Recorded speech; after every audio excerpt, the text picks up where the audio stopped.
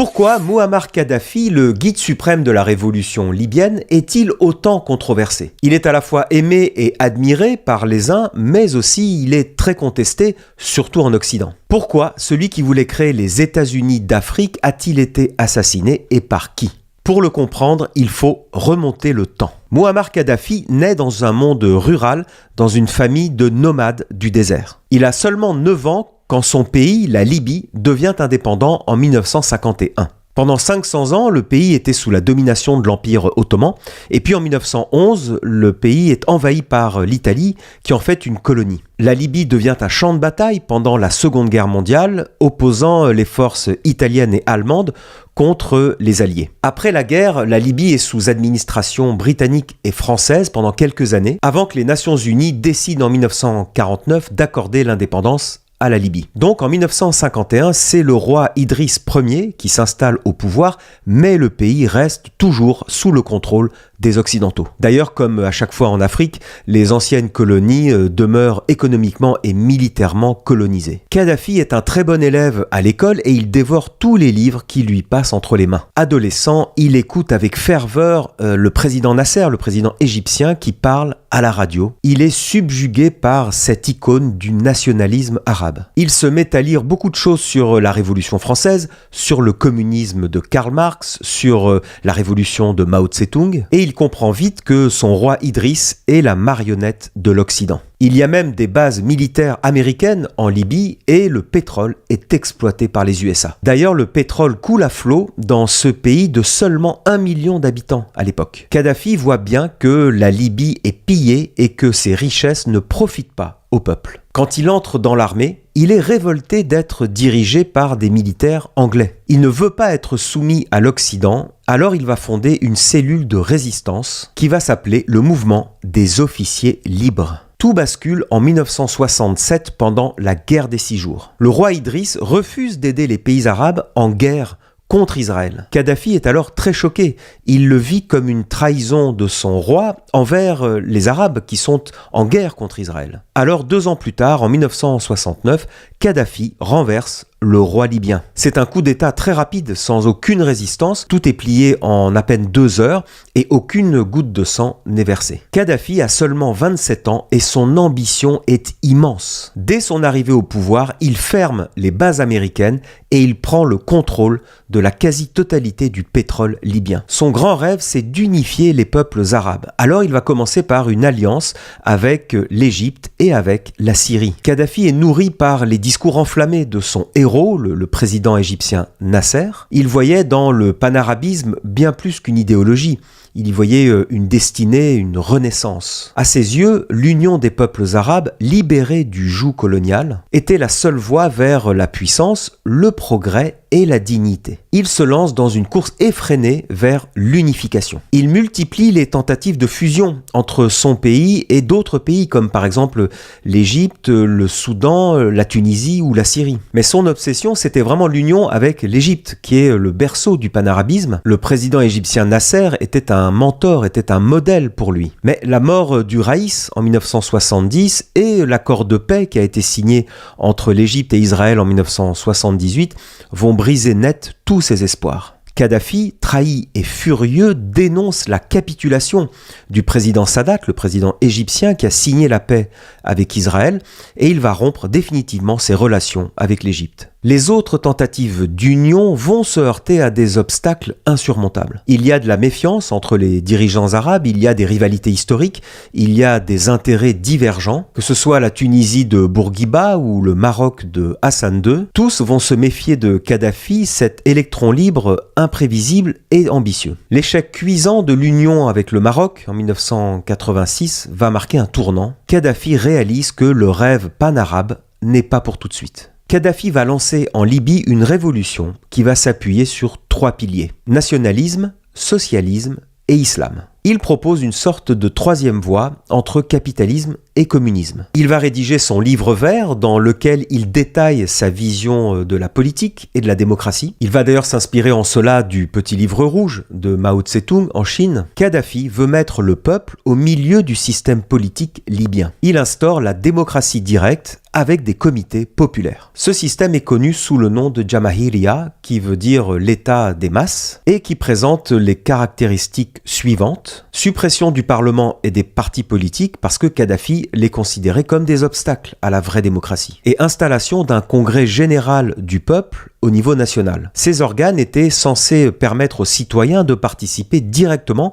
à toutes les décisions importantes du pays. Des comités étaient élus pour mettre en œuvre les décisions qui étaient prises par les congrès populaires. Kadhafi envisageait de remplacer les forces armées traditionnelles par une milice populaire. Suivant le slogan « Le pouvoir, la richesse et les armes doivent être dans les mains du peuple ». Kadhafi considérait les élections comme une forme de dictature du parti majoritaire. Mais en réalité, le système mis en place par Kadhafi était une structure pyramidale ultra-hiérarchique, avec la famille Kadhafi et ses alliés qui étaient au sommet et qui exerçaient un pouvoir sans contrôle. Kadhafi avait renoncé officiellement au titre de chef d'État en 1979, mais il continue d'exercer un pouvoir absolu en tant que guide de la révolution. Mouammar Kadhafi rêve sincèrement d'une prospérité pour tous les Libyens et d'une vraie redistribution des richesses du pays. Avec les revenus en hausse du pétrole, le pays va très bien et Kadhafi veut exporter sa révolution à d'autres pays. Il finance alors plein de groupes armés qui luttent contre l'impérialisme occidental. Les Palestiniens, bien sûr, mais aussi les Black Panthers aux États-Unis et plein d'autres mouvements en Somalie, au Maroc, en Tunisie, mais aussi au Nicaragua, en Colombie et en Iran. En fait, partout où les USA soutiennent des groupes armés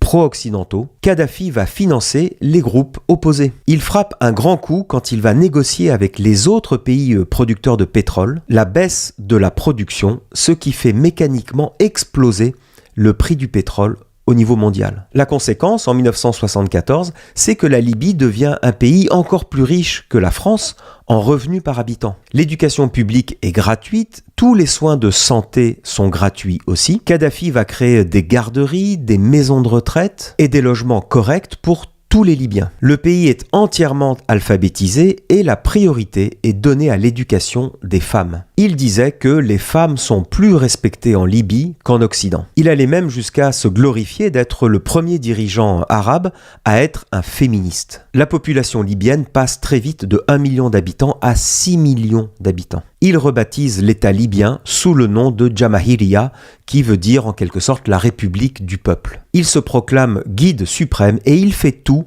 pour se distinguer de tous les autres chefs d'État. Il va même jusqu'à s'entourer d'une garde personnelle composée exclusivement de femmes qu'il appelle les Amazones, des femmes expertes dans le maniement des armes et qui ont fait le vœu de chasteté. C'est aussi une façon de rendre hommage aux Amazones du Dahomey dans l'actuel Bénin, ces femmes combattantes qui, un siècle plus tôt, ont infligé une défaite humiliante aux armées françaises. Pour le monde diplomatique, Kadhafi est un original. Il refuse toujours de dormir à l'hôtel et il dort dans une tente qu'il plante dans un jardin à proximité de ses réunions. Il a même fait cela dans les jardins de l'Élysée quand il a été reçu par le président Sarkozy. Mais on reparlera de Nicolas Sarkozy et de Kadhafi un peu plus tard. Quand Kadhafi veut se doter de l'arme nucléaire, il se tourne vers l'Union soviétique. Il faut dire que depuis longtemps, Kadhafi entretient des liens très étroits avec l'URSS. Les soviétiques ont fourni une large gamme d'équipements militaires, des chars, des avions de combat, des missiles, des systèmes de défense. En 1974, il a même eu un accord de défense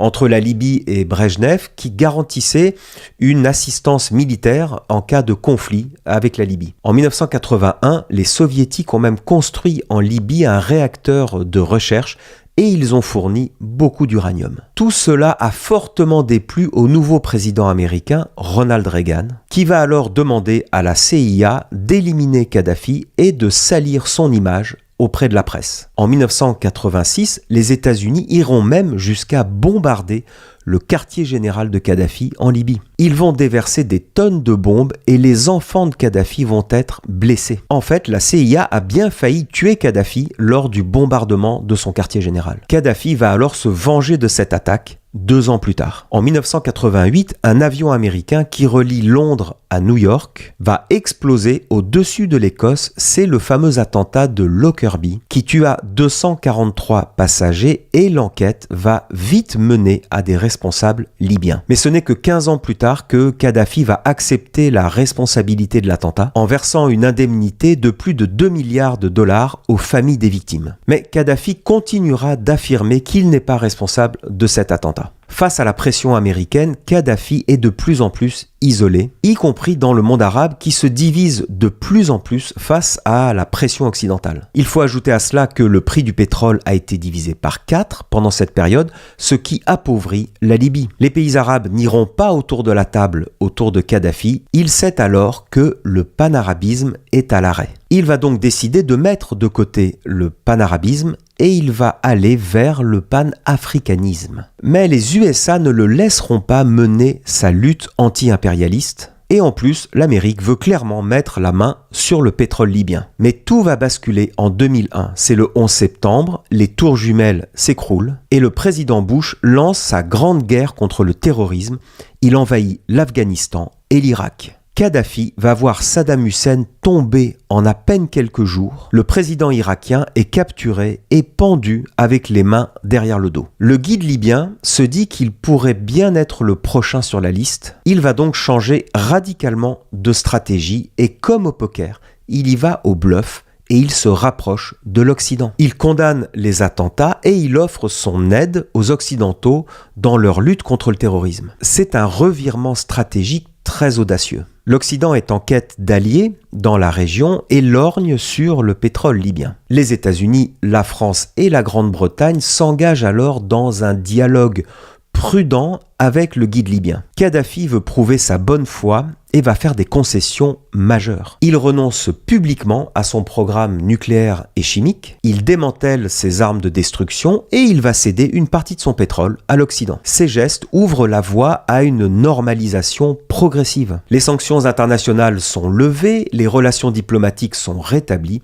et les contrats commerciaux fleurissent. L'Europe aussi veut signer des contrats juteux avec la Libye. Tony Blair, le Premier ministre anglais, vient voir Kadhafi devant toutes les télés du monde. Nicolas Sarkozy, lui aussi, viendra sous la tente du guide suprême. Clairement, tout le monde veut sa part du gâteau libyen. Kadhafi savoure sa revanche. Il a dupé tout le monde. Il a obtenu la levée des sanctions, il a obtenu la reconnaissance internationale, il s'offre des visites d'État, il s'affiche en grand leader africain et il s'oppose en médiateur dans les conflits régionaux. On apprendra plus tard que l'argent libyen a profité directement à la campagne présidentielle de Nicolas Sarkozy en 2007. Sarkozy est visé par une enquête, il est mis en examen pour corruption. L'affaire dure maintenant depuis 10 ans, mais tout le monde voit bien l'étrange relation entre le président français et le guide libyen. Un jour, Kadhafi est invité comme le grand ami de la France et quelques années plus tard, c'est l'ennemi à abattre. Grâce à la fin des sanctions internationales, la Libye s'enrichit de nouveau. Le pays est même élu au Conseil des droits de l'homme à l'ONU pour vous dire à quel point le rapprochement avec l'Occident a fonctionné. Il revient à la charge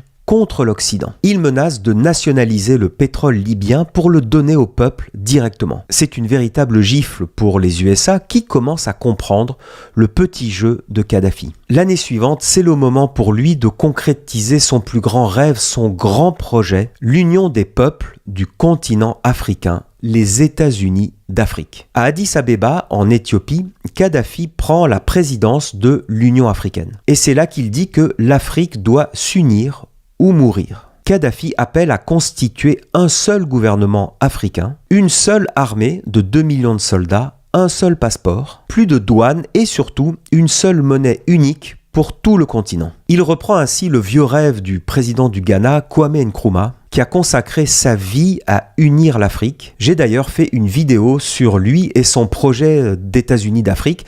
Vous pouvez la trouver ici, en haut sur le lien. On sait aujourd'hui que Kadhafi avait réuni un énorme stock d'or dans le but de garantir et de crédibiliser cette monnaie unique africaine. Le projet était vraiment très abouti, mais peu après cela, Kadhafi se rapproche de Moscou. Il veut négocier un accord sur le gaz. Bref, tous ces projets de Kadhafi deviennent beaucoup trop dangereux pour l'hégémonie occidentale. La vie de Kadhafi est maintenant clairement menacée. Un an plus tard, en 2011, avec les printemps arabes, qui ont d'ailleurs été largement financés par la CIA, les leaders du Maghreb tombent les uns après les autres. Les USA voient l'opportunité unique de se débarrasser de Kadhafi. Et ils vont alors armer et financer les rebelles libyens pour mettre le pays à feu et à sang. On sait maintenant, grâce à Wikileaks, vous savez, le fameux site de Julian Assange, que l'Occident a financé massivement les rebelles libyens contre Kadhafi. Alors bien sûr, Kadhafi n'aimait pas avoir des opposants politiques dans son pays, il les a pourchassés et il s'est fait beaucoup d'ennemis. La France de Sarkozy le sait bien et va aussi soutenir les rebelles libyens avec un accord secret, une promesse de concession sur le pétrole libyen à condition de faire chuter le guide suprême. Hillary Clinton viendra elle aussi pour soutenir les rebelles et pour négocier un accord pétrolier. Mais le peuple libyen va rester fidèle à Kadhafi. Des centaines de milliers de Libyens descendent dans la rue pour soutenir le guide. Les rebelles vont finalement perdre du terrain et c'est la décision de la dernière chance pour eux. Ils demandent à la France et aux États-Unis une intervention militaire massive pour bombarder directement Kadhafi. La France et les États-Unis vont carrément mobiliser l'OTAN qui va légaliser une intervention occidentale dont Nicolas Sarkozy sera le héros. Les avions de la coalition occidentale bombardent massivement la Libye en ciblant le pouvoir à Tripoli, mais aussi des civils dans les rues, ce qui va engendrer beaucoup de victimes et qui va profondément choquer l'opinion internationale. Une bombe de l'OTAN va tomber pile sur le convoi de Kadhafi pendant les combats. Les voitures s'enflamment, Kadhafi arrive à s'extraire de la voiture. Il va s'enfuir, il cherche à se cacher, mais il va se faire rattraper par les rebelles. Il est alors lynché, torturé et sauvagement battu à mort. La scène a été filmée, elle est sur internet et elle est d'une violence inouïe. Après 42 ans passés au pouvoir, il meurt en 2011. Mouammar Kadhafi est inhumé dans le désert libyen, dans un lieu tenu secret, pour éviter que sa sépulture ne devienne un lieu de pèlerinage. Depuis lors, le pays est plongé dans la guerre civile et le chaos politique qui dure encore aujourd'hui. En attendant, le pétrole coule toujours à flot. La compagnie pétrolière nationale libyenne est toujours l'acteur principal du pétrole libyen, mais plusieurs grandes compagnies étrangères sont déjà bien présentes en Libye. La société italienne Eni, la société française Total, la société autrichienne OMV et la société russe Rosneft.